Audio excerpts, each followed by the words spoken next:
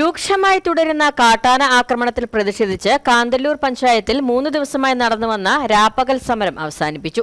ജില്ലാ കളക്ടറുടെ നിർദ്ദേശപ്രകാരം ദേവികുളം തഹസീൽദാർ സമരപന്തലിലെത്തി പ്രതിഷേധക്കാരുമായി ചർച്ച നടത്തിയാണ് സമരം അവസാനിപ്പിച്ചത്. പ്രദേശത്ത് നിന്നും കാട്ടാനകളെ തുരത്തുവാനുള്ള നടപടികളും ആരംഭിച്ചു.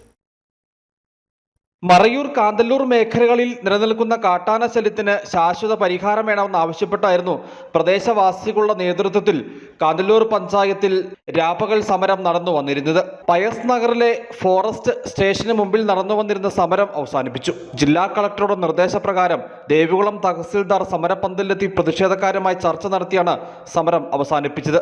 പ്രദേശത്ത് നിന്നും കാട്ടാനകളെ തുരത്താനുള്ള നടപടികളും ആരംഭിച്ചു. 2-3 മാസമായിട്ട് ആനശല്യം കാന്തല്ലൂർ മേഖലയിലുള്ളതാണ്.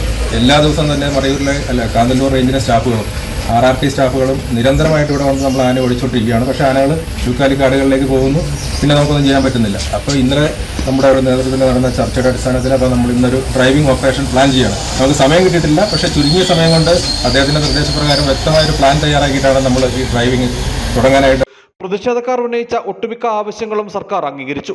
ജനവാസ മേഖലയിലും കൃഷിയിടങ്ങളിലും തമ്പടിച്ചിരിക്കുന്ന കാട്ടാനക്കൂട്ടത്തെ ഇന്നു മുതൽ കാട്ടിലേക്ക് തുരത്തും. വനാതിർത്തികളിൽ സംരക്ഷണ വേലി ഉടനടി സ്ഥാപിക്കും. വനത്തിനുള്ളിൽ വന്യജീവികൾക്ക് തീറ്റയും കുടിവെള്ള സൗകര്യവും ഉറപ്പാക്കും. വനാതിർത്തികളിൽ വെച്ച് തന്നെ കാട്ടാനകളെ പ്രതിരോധിക്കാൻ വാച്ചർമാരെ നിയമിക്കും. സൗരോർജ്ജ വേലികളുടെ അറ്റകുറ്റപ്പണികൾ നടത്തും തുടങ്ങി വിവിധ ആവശ്യങ്ങളാണ് അംഗീകരിക്കപ്പെട്ടത്. പ്രദേശത്ത് നിന്നും കാട്ടാനകളെ തുരത്തുന്നതിന് ഭാഗമായി കൂടുതൽ വനംവകുപ്പ് ഉദ്യോഗസ്ഥർ പ്രദേശത്ത് എത്തിയിട്ടുണ്ട്. News bureau, Adimali. ഇനി ലോ പ്രൈസിൽ ഹൈ റേഞ്ച് ഓണം. ഏറ്റവും പുതിയ കളക്ഷൻസ് ഏറ്റവും കുറഞ്ഞ വിലയിൽ ഹൈ റേഞ്ച് ഹോം അപ്ലയൻസസ്.